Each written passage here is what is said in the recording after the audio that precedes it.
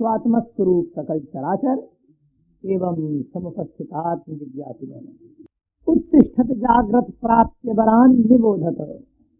अनादिकाल से अविद्या की घोर निद्रा में सोने वालों भव्य जीवो, उत्तिष्ठत उठो, स्वरूप भगवान आत्मा में जागो। किसी श्रेष्ठ महान पुरुष के प्रसन्न होकर अपना आत्म कल्याण करो। यहाँ पर अध्यात्म निरूपण श्रीमद् भागवत परमहंस संहिता के माध्यम से हो रहा है। कल के प्रसंग में कर्मों का विवेचन एवं पुरंजनोपाख्यान के रूप में जीवात्मा परमात्मा की एकता का प्रतिपादन किया गया था। आज का विषय प्रहलादोपाख्यान है।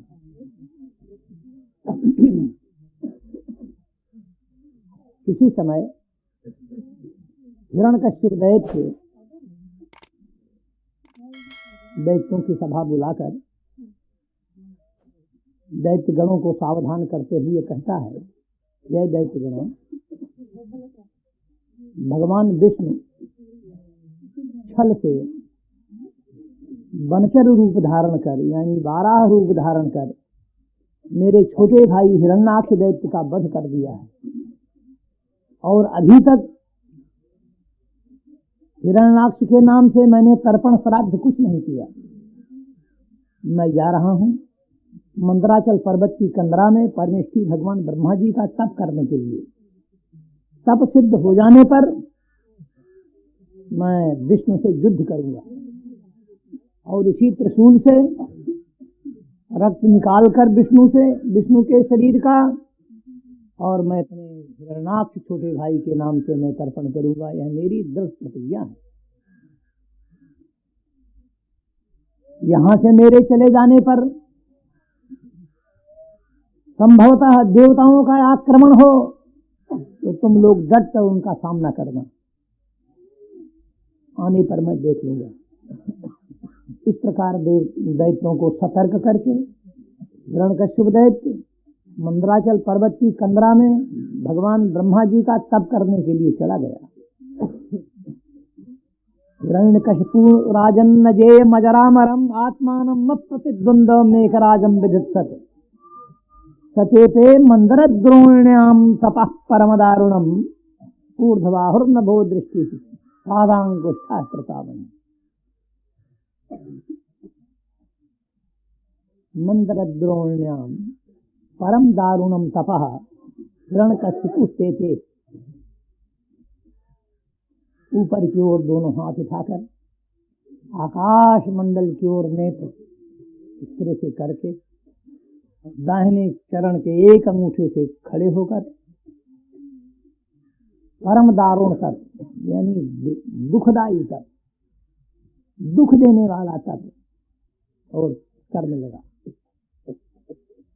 उसकी तपाग्नि इतनी प्रज्वलित हुई कि दसों दिशाएं प्रकाशित हो गई। आकाश मंडल के नक्षत्र तारागण टूट टूट कर पृथ्वी पर गिरने लग गए। इंद्रासन डगमगा गया।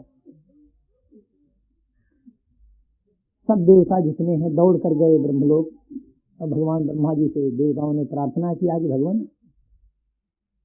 यहाँ से जल्दी चलिए और हिरण्यकश्यप को तपस्या से शांत कीजिए, अन्यथा चराचर सृष्टि नहीं रहेगी।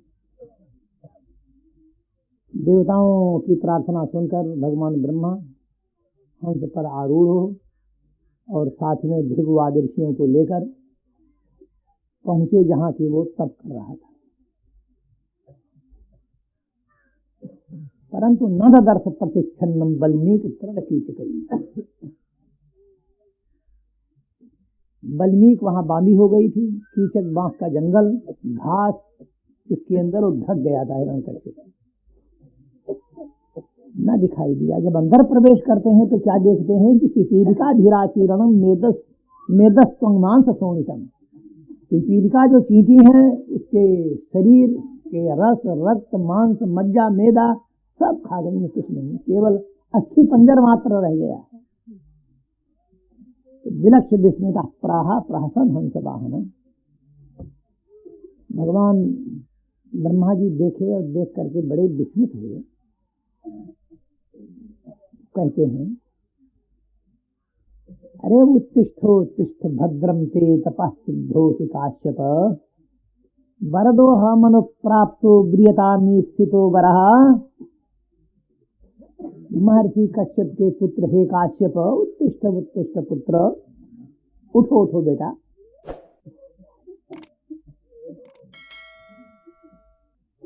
जीतो हम दितिनंदन, तूने तो मुझे भी जीत लिया अपनी तपस्या से। विश्व के इतिहास में तेरे समान मेरी ऐसी तपस्या किसी ने आज दिन तक नहीं किया। क्योंकि निरंबुर धारेत प्राणान को वैदिव्य समासतम, बिना अन्न के तो प्राण रह सकता है, परंतु जल के बिना नहीं रहता। क्योंकि प्राणी शब्द की विग्रह है, व्युत्पत्ति है व्याकरण से कि जलम बिना जेगलायमाना से प्राणिना, जल के बिना प्राण मूर्छित होने लगे जिसका, उसको कहते हैं प्राणी। क्योंकि प्राण जल तत्व का भाग है। किंतु वाह, अरे निरंबुर धारे प्राणान को वैदिव्य समासतम, तूने देवताओं के 100 वर्ष तक तप किया है। मनुष्य के दिन से जब मनुष्य के दिन से जब 1 वर्ष होता है मनुष्य का, तब देवताओं का 1 दिन होता है। तो उस दिन से तूने 100 वर्ष तक तप किया है, तो बड़ा कठिन तप किया है तूने। तो इसलिए ईप्सितो वरः ब्रियताम, मैं तुझ पर प्रसन्न हूँ, जो कुछ मनोवांछित वर हो तू मांग। ऐसा कहकर और कमंडल से जल लेकर उस पर जब छीटा दिया, मार्जन किया, तो वज्र संघनु जुवा, वज्रांग हो गया हिरण्यकश्यप। और दंडवत प्रणाम किया भगवान ब्रह्मा जी के। स्तुति करता है, स्तुति करने के बाद अब वो वर मांगता है। यदि दास्य सिद्धिमतान वरान में वरदोत्तम, भूतेभ्य सद्विसृष्टेभ्यो मृत्युर्मा भून मम प्रभो। भगवान, यदि तुम वर देने आए हो,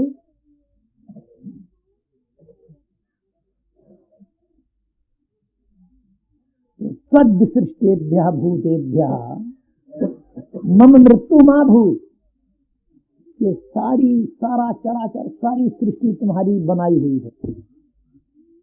इस सृष्टि में किसी से भी मेरी मृत्यु ना हो, ये नंबर 1 का वर है, पहला।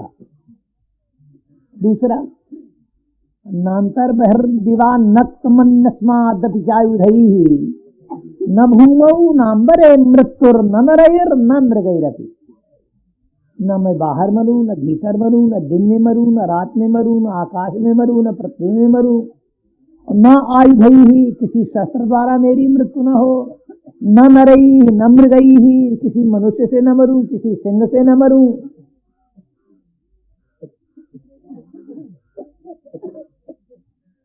त्रिलोकी पर मेरा एक आधिपत्य हो, स्वामित्व हो, और युद्ध में मेरे सामने कोई खड़ा ना हो सके संसार में। वर देने आए हो तो दो। अब बूढ़ा बोले चक्कर पर कि कह तो दिया इसको मैंने, बड़ा कठिन वर मांगा। तो ब्रह्मा जी कहते हैं, ताते ने दुर्लभ पुंसाम जान वृणी से वरान ममा। भैया, आज दिन तक ऐसा कठिन वर किसी ने मुझसे नहीं मांगा। ठीक है, अब जैसा कुछ होगा देखा जाएगा। अब तो मैंने दिए ही दिया तुझको, जा। भगवान ब्रह्मा जी वर देकर तो चले गए ब्रह्मलोक, और वो हिरण्यकश्यप अपनी राजधानी जाकर एकदम पहुंचा इंद्रासन। और देवता आस्थानान भेज रहे, पहले ही भाग गए थे सब देवता लोग, देवलोक छोड़कर मारे डर के। इंद्रासन में बैठ करके शासन करने लगा। अब देवलोक के गंधर्व किन्नराज जहां पहले देवराज इंद्र का गुणगान करते थे, अब हिरण्यकश्यप का गुणगान करने लगे, क्योंकि गवर्नमेंट ही बदल गई। क्या करिए, ये उसका तपोबल है।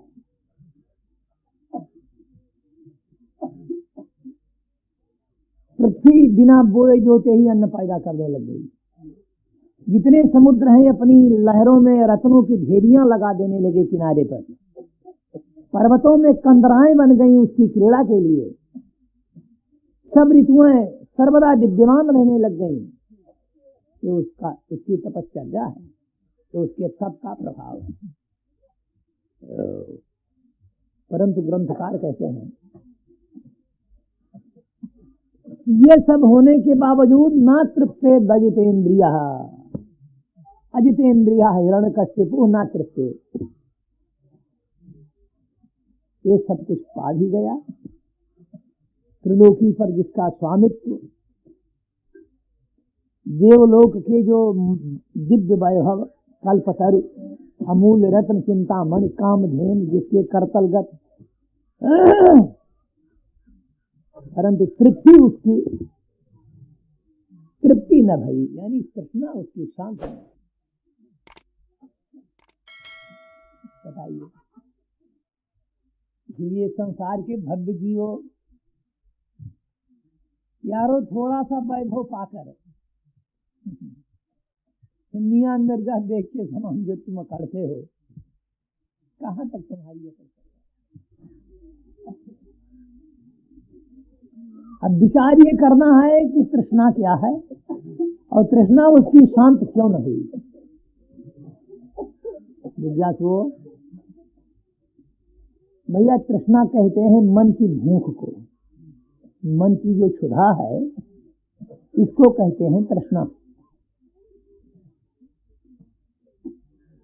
निस्सो द्रव्य शती शतम दस शताम सोपीह लक्ष्ये शताम लक्ष्येशः क्षितिराजताम क्षितिपतिश्चक्रीधरत्वं पुनः चक्रीशः सुरराजताम सुरपदम ब्रह्मास्पदं वाञ्छति ब्रह्मा विष्णुपदम हरिशिवपदम तृष्णावधीन को गति।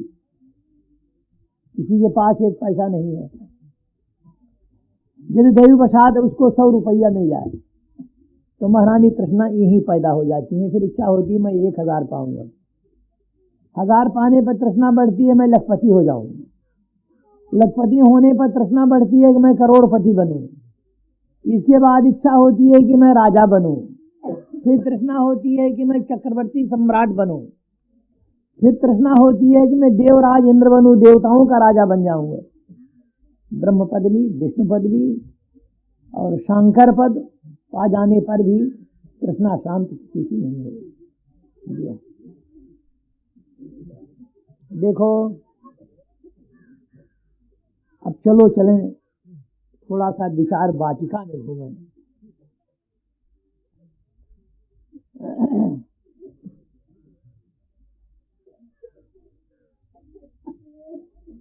ये तो मैं बता चुका कि मन की जो क्षुधा है, मन की जो भूख है, इसको ही तृष्णा कहते हैं। ये मन चाहता क्या है? हर एक का मन चाहता क्या है? किसकी तलाश में यह अनादिकाल से भटक रहा है? क्या खोज रहा है? देखो, 10-5 व्यक्ति कहीं बैठकर मनोविनोद के लिए आपस में ये कहते सुनते हैं कि क्यों जी, दुनिया में अपन पैदा हुए हैं, अपने को क्या करना चाहिए। अब यदि उस गोष्ठी में, उस समाज में, उस मंडल में यदि कोई सन्यासी बैठा है तो वो कहता है कि प्रपंच को त्याग कर, संन्यास ग्रहण कर भगवान का भजन करना चाहिए। ठीक। यदि कोई देश का सेवक बैठा है तो कहता है कि गरीबों की सेवा करनी चाहिए। और यदि चारवाक का चेला बैठा है तो न स्वर्गो न पवर्गो व नैवात्मा पारलौकिका, यावत् जीवेत सुखम जीवेत ऋणम कृत्वा घृतम पिबेत भस्मीभूतस्य देहस्य पुनरागमनम कुतः। आपके यहाँ भारतवर्ष में चारवाक नाम का एक बड़ा प्रकांड विद्वान हुआ है, नास्तिक। चारवाक दर्शन ही एक अलग है, वहां का यह श्लोक है। तो चारवाक का कहना है कि जब तक संसार में जियो सुखपूर्वक जियो, और ऋणम कर्ता घृतम पिबेत, और ऋण लेकर के भी खूब घी पियो घोटो छानो, क्योंकि देना लेना तो है ही नहीं। अच्छा, तो जावत जीवेत सुखम जीवेत ऋणम कृत्वा घृतम पिबेत भस्मीभूतस्य देहस्य। अरे जब शरीर नाश हो गया तो कौन आता है कौन जाता है? क्योंकि जो निरीश्वरवादी होता है वो भौतिकवादी होता है, वो देह को ही आत्मा मानता है। देह पैदा हुआ तो मैं पैदा हुआ, ये नाश होगा तो मैं मरूंगा, ये मरेगा तो मैं मरूंगा। देह से भिन्न अपने आप को वो मानता ही नहीं, कोई दूसरी शक्ति उसकी दूसरी चीज नहीं। ये चार भाग दर्शन है। न स्वर्गो न पवर्गो व नैवात्मा पारलौकिका, न आत्मा है न परमात्मा। तो उस गोष्ठी में यदि कोई इस सिद्धांत का अनुयायी बैठा है तो यही राग अलापेगा, अरे क्या यार पड़े हो भजन नहीं क्या रखा। अब ये बहुमत हो गया। मौलिक प्रश्न तो सिर्फ इतना ही है कि मनुष्य का क्या कर्तव्य है। संसार में मनुष्य जन्म पाकर मनुष्य को क्या करना चाहिए, मनुष्य का क्या कर्तव्य है। अब मनुष्य मात्र का, न कि हिंदू या मुसलमान का, मनुष्य का क्या कर्तव्य है, ये मौलिक प्रश्न है। तो इसी प्रकार से सार्वभौम इसका उत्तर भी होना चाहिए। मनुष्य का क्या कर्तव्य है? उत्तर, जन्म से लेकर और मरण पर्यंत मनुष्य जिस वस्तु को ढूंढ रहा है उसको प्राप्त कर लेना ही यही मनुष्य का कर्तव्य है। क्या ढूंढ रहा है? अरे तो ढूंढने वालों से ही पूछा जाए भाई। देखो यहां पर जितने बैठे हो दोनों समाज में, कोई आनंद का बैरागी मिलेगा? प्रपंच का बैरागी तो है, प्रपंच के बैरागी तो बहुत है। अरे सन्यासी विरक्त जितने हैं प्रपंच के बैरागी हैं, प्रपंच के बैरागी हैं। परंतु क्या आनंद से भी कोई विरक्त पुरुष मिलेगा संसार में जिसको आनंद से वैराग्य हो? ना, कोई नहीं। तो फिर क्या चाहते हैं, किस चीज की तलाश में है? आनंद। यहां क्यों आए हो? सैकड़ों मील से, हजारों मील से यहां क्यों आए हो? उद्देश्य क्या आने का? स्वामी जी यहाँ दर्शन के लिए आए हैं, सत्संग के लिए आए हैं। भैया इससे क्या मिलेगा तुम्हें? आनंद। लक्ष्य तो एक ही है यार।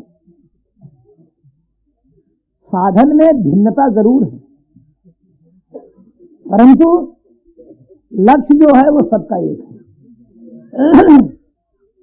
तो मनुष्य ही आनंद चाहता है कि पशु पक्षी भी नहीं।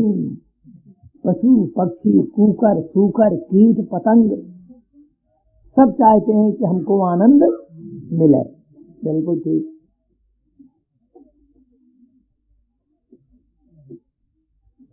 प्राणी मात्र के जीवन का चरम लक्ष्य है आनंद, आनंद की प्राप्ति। किसी प्राणी की प्रवृत्ति जब कभी होती है किसी नैतिक अनैतिक कार्य में, तो आनंद को लक्ष्य मानकर आनंद को प्राप्त करने के लिए, आनंद ही जीवन है। जी हाँ, इस मन को संसार में कोई प्रिय वस्तु नहीं है, न स्त्री न पुत्र न धन न कलत्र, कोई चीज इसको प्यारी नहीं है। यदि प्रिय वस्तु है इसके लिए तो आनंद।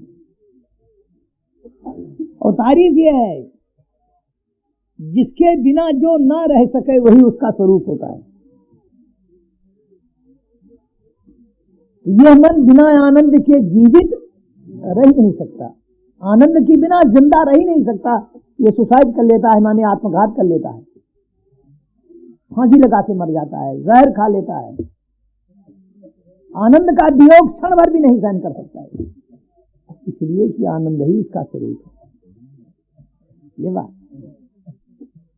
यदि मन का स्वरूप दुख होता तो फिर दुख ही ढूंढता, फिर बिना आनंद के जिंदा रहता ये। जैसे बिना जल के मछली नहीं रह सकती। मछली का घर, मछली की खुराक, मछली का प्राण, मछली की आत्मा, मछली का स्वरूप वास्तविक जल है। इसलिए बिना जल के मछली नहीं ले सकती। तो फिर मन का घर, मन की खुराक, मन का प्राण, मन की आत्मा और मन का स्वरूप क्या है? आनंद है। इसके बिना जी नहीं सकता, जिंदा नहीं रह सकता। तो अनादि काल से प्राणी मात्र की जो तलाश है वो आनंद के लिए।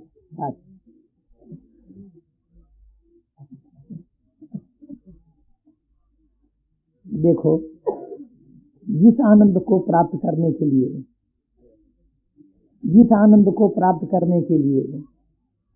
एक व्यक्ति प्रपंच को ठोकर मार, एक व्यक्ति महान से महान पाप कर्म करता है, उसी आनंद को प्राप्त करने के लिए दूसरा व्यक्ति प्रपंच को ठोकर मारकर पर्वत की कंदरा का सेवन करता है। साधन में भिन्नता है और लक्ष्य में भिन्नता नहीं। लक्ष्य प्राणी मात्र का एक है। उसी आनंद को ब्रह्मचारी ब्रह्मचर्य में ढूंढता है, गृहस्थी स्त्री पुत्रादिक में ढूंढ रहा है, वानप्रस्थी तपस्या में ढूंढता है, सन्यासी सन्यास में और बैरागी बैराग में, चोर चोरी में, जुआड़ी जुआ में, शराबी शराब में, दुराचारी दुराचार में। बस लक्ष्य सबका एक।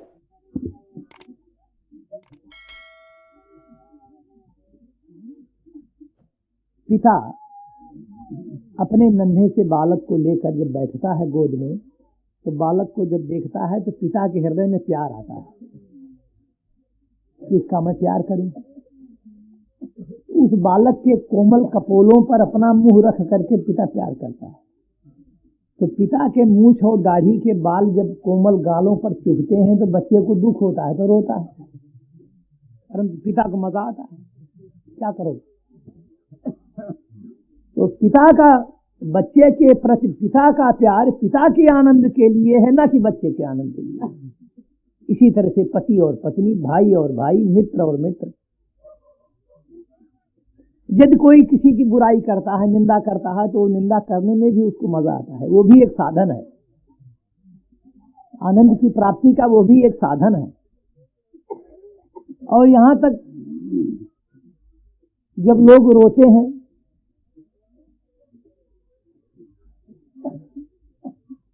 और रोने का तो प्रत्यक्ष साहित्य देखने में आता है इस समाज में।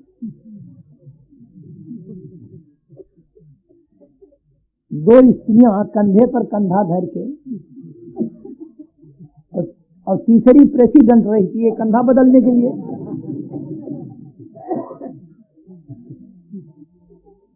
जब ये रोती हैं तो अगर इनको रोने में मजा ना आवे तो रोने बंद कर दें। रोने में भी आनंद है। हाँ, मतलब तो यही है। वगैरह ये है कि कहने का तात्पर्य ये है कि अनादिकाल से प्राणी मात्र आनंद को ही ढूंढ रहा। सब एक ही प्रवाह में सारा संसार भैया बह रहा है। किसी तरह सुख मिले, बस आनंद मिलेगा। पुण्य पाप का ना विचार करके, नीत अनीत का ना विचार करके, धर्माधर्म का ना विचार करके, आनंद को प्राप्त करने के लिए सारा संसार प्रवाहित व्याकुल है। अब प्रश्न होता है कि आनंद तो क्षण प्रतिक्षण मिलता ही रहता है, शब्द में, स्पर्श में, रूप में, रस में, गंध में। ये जो विषय हैं, इन विषयों के द्वारा अरे सुख तो मिलता ही रहता है। तो फिर मंजिल खत्म हो जानी चाहिए, मन की दौड़ जो है खत्म हो जानी चाहिए। तो कहते नहीं, अरे वह सुख सुख ही नहीं, वह सुख सुख ही नहीं जिसमें दुख है, डर है, रोना है। बोलिए, स्त्री का सुख सुख नहीं है, स्त्री की प्राप्ति में दुख है, मर न जाए डर है, मर गई तो रोना है। पुत्र प्राप्ति में दुख है, नष्ट ना हो जाए डर है, और मर गया तो रोना है। धन की प्राप्ति में दुख है, लूट न जाए डर है, और लूट गया तो रोना है। तो वह सुख सुख ही नहीं, जिसमें दुख है, डर है, रोना है। अरे मिलावट से जो है खाली उसी का नाम सोना है। करो तुम चूर्ण हीरे को मगर काला नहीं होता, अरुण पर फेंक तो तुम धूल अंधियाला नहीं होता। जिज्ञासुओं, जिस सुख को यारो तुम सुख मानकर बैठे हो, वस्तुतः तुम्हारे जीवन का यह सुख सुख नहीं है, यह तुम्हारे जीवन का लक्ष्य नहीं है। तुम किसी और सुख की तलाश में हो। हाँ, वो कौन सा सुख है, वो कौन सा आनंद है जिसको संसार का समस्त प्राणी वर्ग चाहता है? क्या किसी की, समझना, क्या किसी की ऐसी इच्छा होती है कि 59 मिनट 23 घंटा 59 मिनट तो हम आनंद भोगें और चलो 1 मिनट दुख ही भोग लें? ऐसी इच्छा किसी की नहीं होती। सब यही चाहते हैं कि हम आनंद सागर में अरे डूबे रहें। और लोग कहते हैं हे भगवान हमारे सब दुख दूर हो जाए, हमेशा हम सुखी रहें। तो फिर जीवन का लक्ष्य तो आनंद को प्राप्त करना है, ये बात तो सही है, परंतु कौन सा आनंद? नित्यानंद चाहता है संसार। प्राणी मात्र के जीवन का लक्ष्य नित्यानंद है अथवा क्षणिक आनंद? अरे भाई, जो आगमापाई सुख है, आने जाने वाला जो आनंद है, वो आनंद जीवन का लक्ष्य है या जिस आनंद का कभी नाश नहीं होता, यह जीवन का लक्ष्य है? नित्यानंद। तो अब यह हल हो जाता है कि नित्यानंद को प्राप्त करने के ही लिए संसार की यात्रा हो रही है अनादिकाल। इस प्रसंग को आनंद यात्रा कहते हैं। अनादिकाल से, आज से नहीं, पता नहीं कब से। और जब तक वो नित्यानंद नहीं प्राप्त हो जाता, जब तक वो नित्यानंद नहीं प्राप्त कर दिया जाता, तब तक आवागमन का जो चक्र है ये मिटने वाला नहीं है। लक्ष्य को प्राप्त करने के बाद ही ये चक्र मिटता है। जी हाँ, देखिए कितनी सुंदर एकता है। अरे जहां तुम जा रहे हो वहीं हम भी जा रहे हैं। जो तुम्हारा घर है वही हमारा घर भी है। जिसको तुम चाहते हो उसी को हम भी चाहते हैं। फिर रागत द्वेष क्यों? फिर तू मैं क्यों? फिर ऊंचा नीचा कौन? फिर गृहस्थ और विरक्त का सवाल ही कहां रहा है अब? अरे जिसको एक सन्यासी और एक बैरागी ढूंढ रहा है, उसी को प्रपंची एक गृहस्थ और महान पापी ढूंढ रहा है।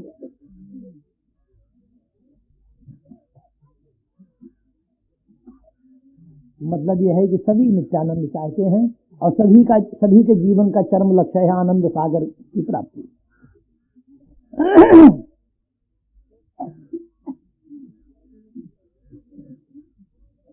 जो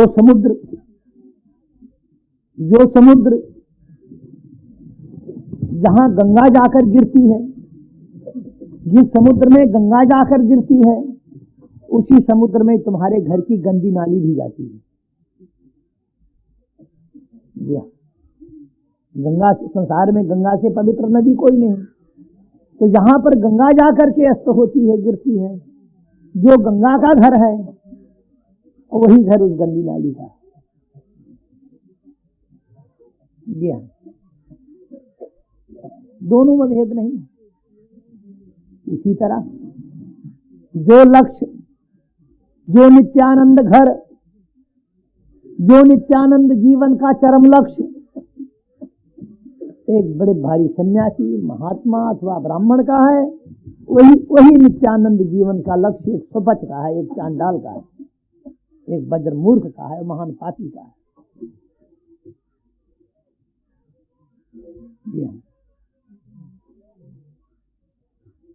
उसी को हिंदू भी चाहते हैं, मुसलमान भी चाहते हैं, ईसाई भी चाहते हैं। अरे जब कुकर सुकर तक चाहते हैं तो मनुष्य कौन का है? तो प्राणी मात्र के जीवन का चरम लक्ष्य नित्यानंद की प्राप्ति। अब वो चाहे एक जन्म में हो और चाहे अनंत जन्मों के बाद हो, परंतु लक्ष्य यही है। लोगों को ये भी तो पता नहीं है। यदि किसी से तुम प्रश्न करो क्यों जी तुम चाहते क्या हो, तुम्हारे जीवन का क्या चरम लक्ष्य है, तुम क्यों पैदा हुए हो, तुम्हारा अभीष्ट क्या है, क्या ढूंढ रहे हो, तो अंत में यही हल होगा कि भैया हम तो आनंद चाहते हैं, किसी तरह से भी आनंद मिले। जी हाँ, जब तक जिस विषय से आनंद मिलता रहता है तब तक उस विषय से मन प्रेम करता है, और आनंद जब नहीं मिलता तो उससे इसको वैराग्य हो जाता है। जी हाँ।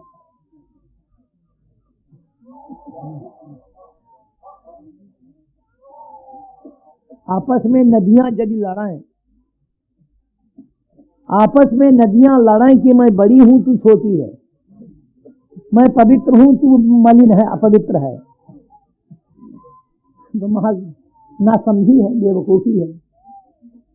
और यदि घर का विचार करें तो फिर जो सागर, जो समुद्र गंगा नदी का घर है, वही समुद्र गंदी नाली का भी है। हाँ, नाम रूप भले ही विभिन्न विभिन्न हो, परंतु नाम रूप का त्याग करके जल दृष्टि से यदि विचार करके देखा जाए तो सब एक। इसी तरह से नाम रूप भेद से, शरीर भेद से, भले ही हम तुम सब अलग अलग हों, परंतु आत्मदृष्टि से, आंतरिक दृष्टि से तो भैया सबके सब एक ही तो हैं। यदि आज इसी चीज को, आज इसी अध्यात्म को समझने की जरूरत है, समाज को और देश को और राष्ट्र को और सारे विश्व को, इसके बिना एकता नहीं हो सकती। कानून से तुम एक नहीं कर सकते, कानून से समाज की एकता, चाहे वो धार्मिक क्षेत्र हो, चाहे राजनैतिक हो और चाहे सामाजिक हो, कानून से तुम एकता नहीं कर सकते जब तक कि ये चीज समझ में ना आएगी। आज जरूरत इसी चीज की है, इसकी क्रांति जब तक ना होगी तब तक एकता हो ही नहीं सकती। अरे शरीर की भी कभी एकता हुई है? एक जगह हम तुम की पार्टी में शामिल हो जाएं और एक कप चाह पी लें तो हम तुम एक हो जाएंगे, यही एकता का साधन है। अरे जो एक है, जो एक है उसकी एकता होगी कि जो अनेक है उसकी एकता होगी? परंतु यहाँ सुने कौन? इस ज्ञान को, इस अध्यात्म को, इस मुक्ता के कथन का समर्थन कौन करे? हैं? ना तो हम किसी के साले न बहनोई। आजकल तो भैया साले बहनोई की पूछ है, कौन सुनता है संतों की बात? ये तो ये है, जरूरत है आज इस चीज की, समाज को, तुम्हारे और तुम्हारे देश को, तुम्हारे राष्ट्र को इसकी जरूरत है और इसके प्रचार की जरूरत है। जी हाँ, तो फिर आ जाओ अपने प्रश्न पर कि मनुष्य का क्या कर्तव्य है। जिस वस्तु को ढूंढ रहा है उसको प्राप्त कर लेना ही मनुष्य का कर्तव्य है। जी हाँ, किस वस्तु को ढूंढ रहा है? आनंद को। कौन सा आनंद? नित्यानंद। नदियों का प्रवाह भले ही पूरब या पश्चिम या किसी दिशा से हो, परंतु नदियों की जो आखिरी मंजिल है वो तो समुद्र ही है। इसी तरह से प्राणी मात्र की जो आखिरी मंजिल है वो नित्यानंद की प्राप्ति। जी हाँ, सरिता जल जल निधि मह जाए, रामायण। सरिता जल जल निधि मह जाए, होय चल जिम जीव हरि पाई। देखिए, नदियों का बहना नदियों का बहना तो भैया जब ही बंद होता है जब अपने घर नदी पहुंच जाती है, जब समुद्र मिल जाता है उसको। इसी तरह जीव कहो या मन कहो, भला ये दोनों पर्याय हैं। जीव कहो या मन कहो, दोनों पर्यायवाची शब्द हैं। कैसे?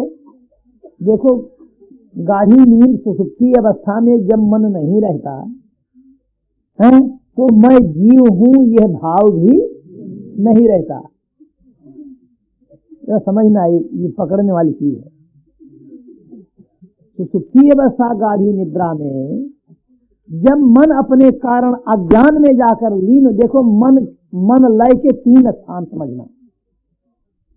सुसुप्ति गाढ़ी नींद में ये अज्ञान में लीन होता है मन, मूर्छा में दुख में लीन होता है, समाधि में चेतन सत्व आत्मा में लीन होता है। मन के लीन होने के 3 स्थान हैं, सुसुप्ति, मूर्छा और समाधि।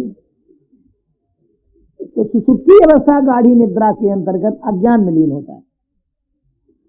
तो जब यह मन अज्ञान में लीन हो जाता, माने मन नहीं रहता गाढ़ी निद्रा में, तो मैं जीव हूं यह भी भाव नहीं रहता।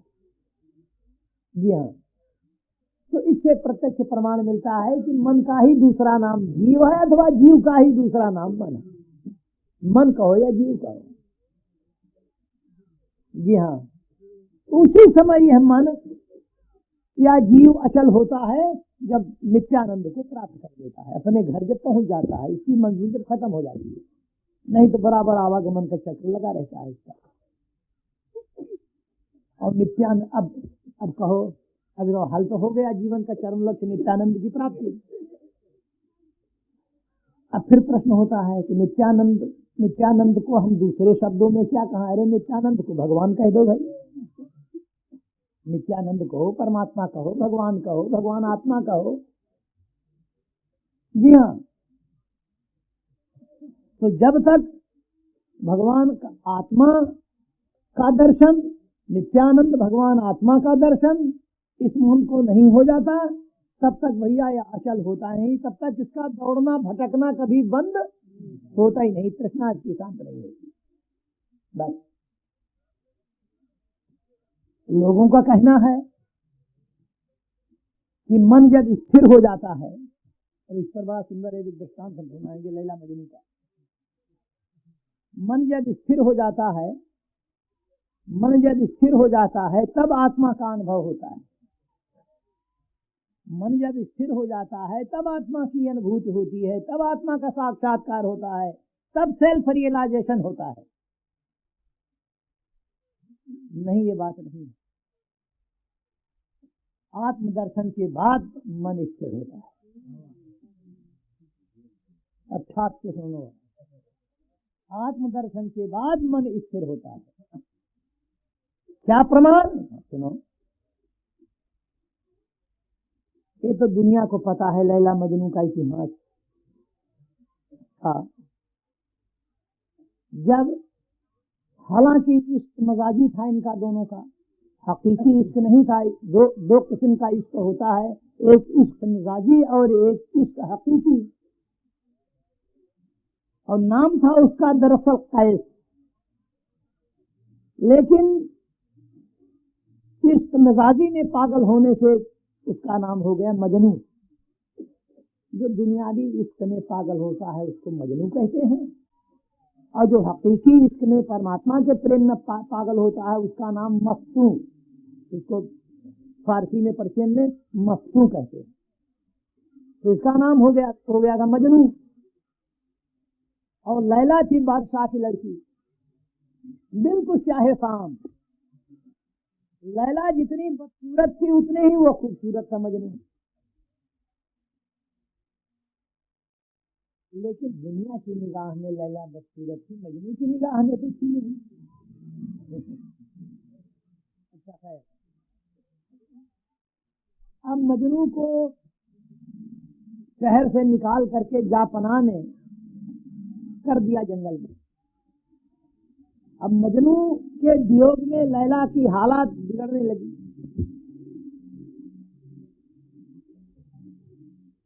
हकीमों ने ये मशवरा दिया कि हुजूर इसका खून खराब हो गया है लड़की का, चुनांचे इसकी फस्त खोल करके इसका खून निकाल दिया जाए, नस्तर लगाकर लैला का खून भी निकाला गया, सब कुछ किया गया, इलाज सब कुछ हुई, क्योंकि बीमारी तो कुछ और थी। इसी हालत से लैला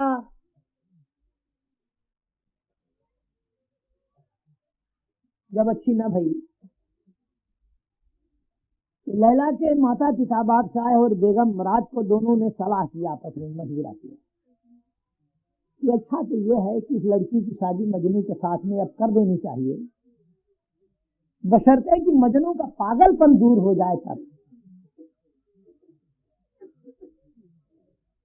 अब रात को आपस में मशवरा किए और सुबह जब मजलिस लगी काजियों की, तो रात का जो बेगम के साथ में मशवरा था वो बादशाह ने रखा काजियों के सामने कि भाई बेगम के साथ रात को मैंने ये सलाह की है, मशवरा किया है कि लैला की शादी मजनू के साथ में कर देनी चाहिए, बशर्ते कि मजनू का पागलपन दूर हो जाए।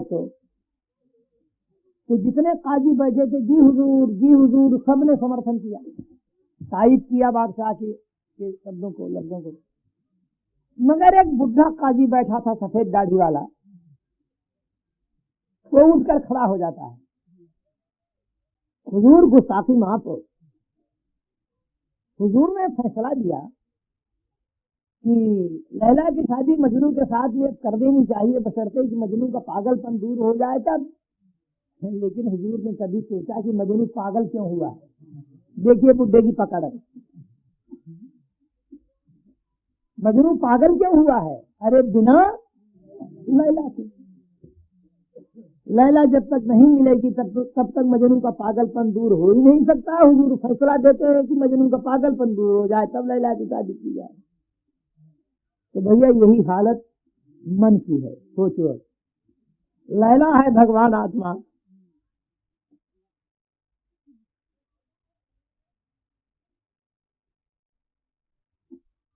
लैला है भगवान आत्मा, सच्चिदानंद घनभूत ब्रह्म, ये लैला नित्यानंद स्वरूप, नित्यानंद स्वरूप भगवान आत्मा लैला है। और ये मन है मजनू,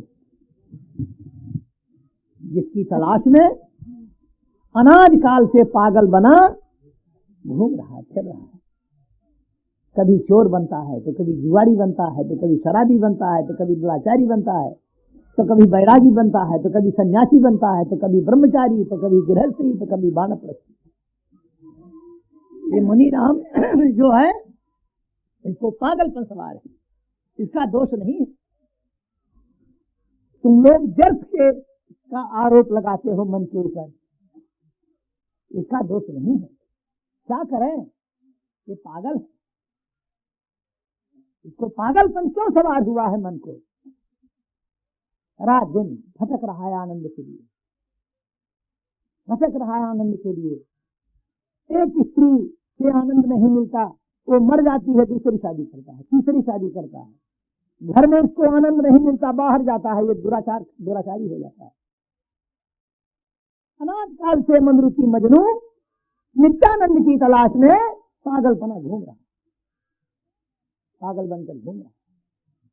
जब तक इसको भगवान आत्मा लैला रूप, भगवान आत्मा नित्यानंद स्वरूप मन को नहीं मिल जाता, तब तक कभी स्थिर होने वाला है ही नहीं। बस ये सुप्रीम कोर्ट का फैसला, इसकी अपील नहीं हो सकती है। लोअर कोर्ट की तो अपील होती है, मगर सुप्रीम कोर्ट की नहीं होती, क्यों? गवर्नमेंट की अदालत होती है।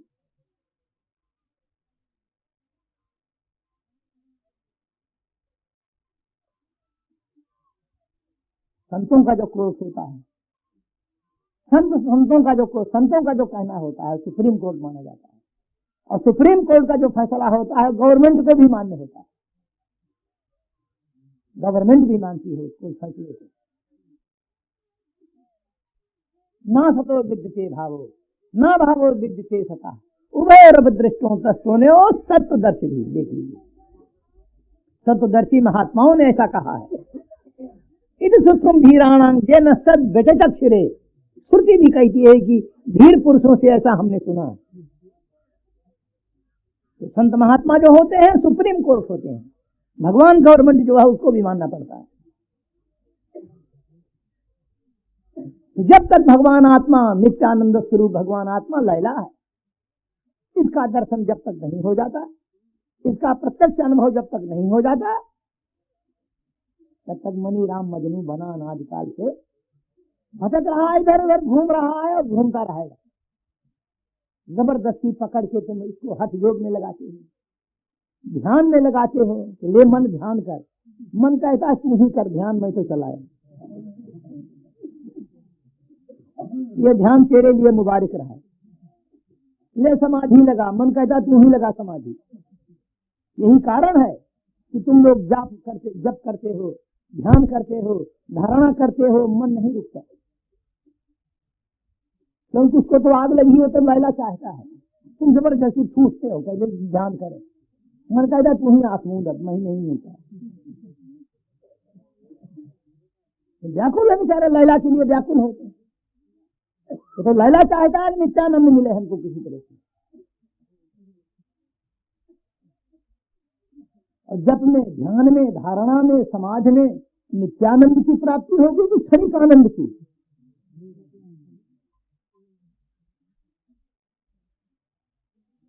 अरे भाई, जब तक जप कर रहे हो तभी तक तुम आनंद है, जब बंद कर दिया तो आनंद भी गया, तो क्षणिक आनंद हुआ कि नित्यानंद? ध्यान में क्षणिक आनंद, धारणा में क्षणिक आनंद, समाधि जब तक लगाया है तब तक आनंद, बाद में नहीं। ये सब ये क्षणिक आनंद तो है भैया, आगे बताइए। तो यदि इसको विषयानंद कह दिया जाए तो क्या आपत्ति है? अरे एक अशुभ विषय, एक शुभ विषय।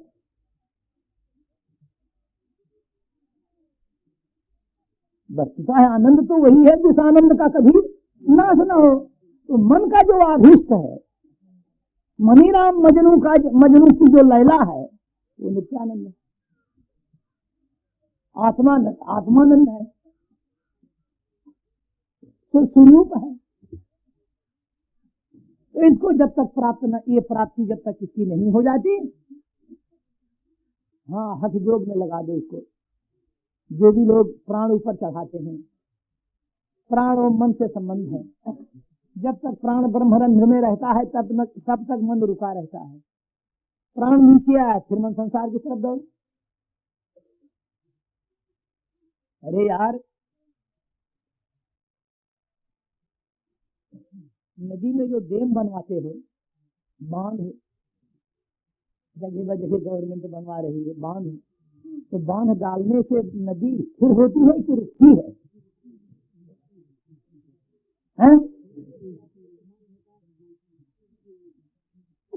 स्थिर तो नहीं होती।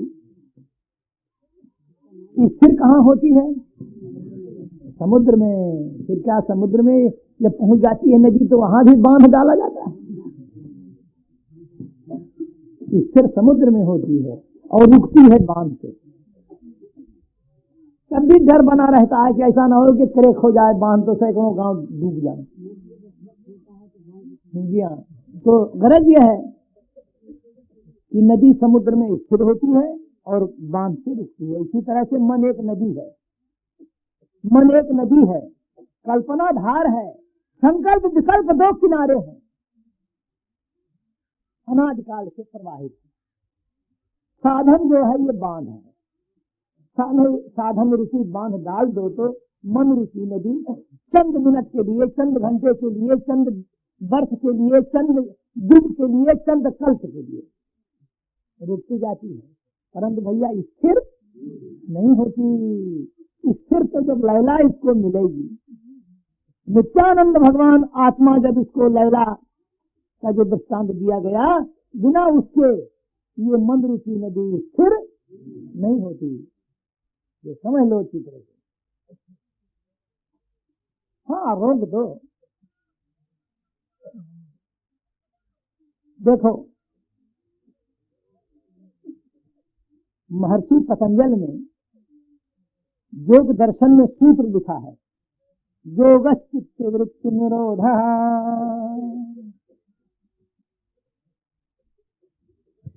चित्त वृत्ति का जो निरोध, उसका नाम योग। तो चित्त को निरोध करने के लिए योग है। चित्त योगश्चित्त वृत्ति निरोधा न तो योगश्चित्त वृत्ति स्थिरा।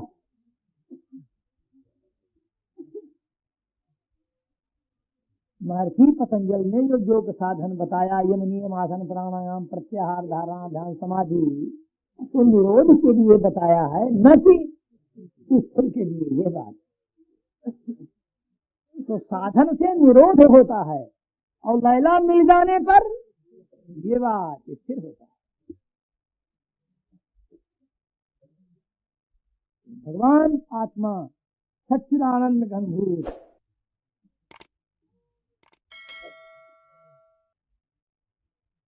जो सारे चराचर का चित्त है, और सब में जो मैं की आवाज आ रही है भगवान आत्मा, ये लैला। इसीलिए मन भैया भटक रहा है, इसको ही चाहता है। और ये वस्तु जब तक नहीं प्राप्त कर ली जाती तब तक मन स्थिर होता है। जी हाँ, वाह। स्वामी जी, साधन से मन रुक जाता है, निरोध होता है। जी हाँ, ये अकाट्य सिद्धांत है। साधन से मन स्थिर नहीं होता, साधन से मन का निरोध होता है। साधन से मन का निरोध होता है।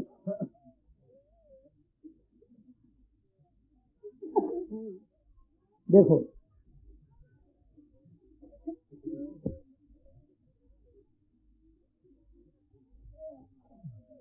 साधन से मन का निरोध होता है, मन स्थिर नहीं होता। तो निरोध के लिए तो स्वामी जी तुमने साधन बताया। जी हाँ, और स्थिर के लिए भैया, स्थिर के लिए कोई साधन नहीं है। स्थिर के लिए कोई साधन नहीं है।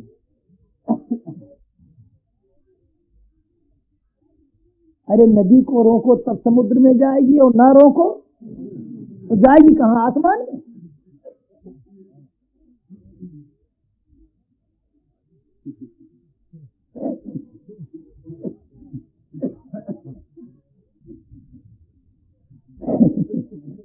अरे भाई,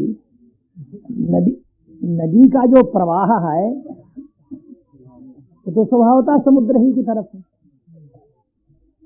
तो तुम उसको रोक के रखो तब बह के समुद्र में जाएगी कूद कर, और स्वतंत्र बहने दो तब समुद्र में जाएगी, और कहाँ जाएगी?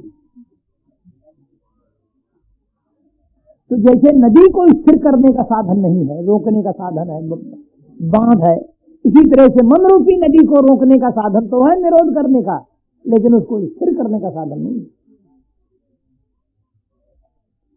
तो स्थिर करने का स्थिर कहाँ? नित्यानंद लैला में।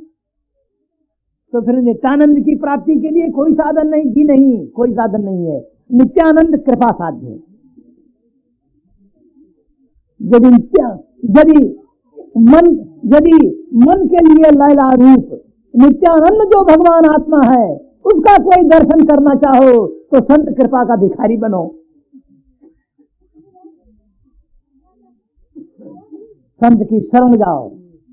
ये कृपा साध्य वस्तु है, ये साधन जन्य नहीं है। यदि आत्मदर्शन साधन का विषय होता तो बड़े बड़े संसार में साधक पड़े हैं। साधकों की कमी नहीं है संसार में, अब तक प्राप्त कर लेते हैं। ये संत शरण से वस्तु प्राप्त होती है, ये कृपा साध्य वस्तु है। जी हाँ, इसलिए नित्यानंद से मन, नित्यानंद को प्राप्त करने पर, आत्म सुख प्राप्त करने पर ही ये मन स्थिर होता है। अब आइए, श्री मानसकार गोस्वामी संत तुलसीदास जी महाराज का वाक्य आया है यहाँ पर। अब इस पर सील लगाने के लिए, इस कथन का समर्थन करने के लिए, क्या? निज सुख बिनु मन हो ये चित्तीरा। देखिए, निज सुख बिनु मन हो ये चित्तीरा, और परस की हो जे दीन समीरा। अब तो मिल गया प्रमाण। तो निज सुख बिनु मन हो ये चित्तीरा।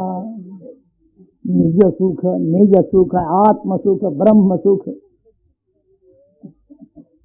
निजानंद, आत्मानंद, ब्रह्मानंद, नित्यानंद। तो निज सुख बिनु मन हो कि धीरा। जब तक निज सुख, जब तक निजानंद, जब तक आत्म सुख को नहीं प्राप्त कर दिया, तब तक ये मन स्थिर होना ही नहीं मन का, यही स्थिर होगा ही नहीं। तो निज सुख बिनु मन हो कि धीरा, और परस की हो दीन समीरा।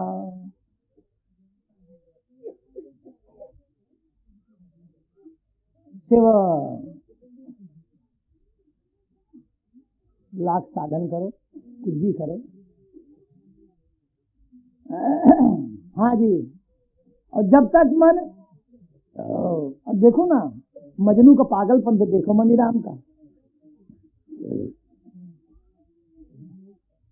कभी कोई भेष बनाता है, कभी कहीं जाता है, तो जितना स्वांग है, जितना स्वांग और जितना करना धरना, ये मजनू का प्रलाप है।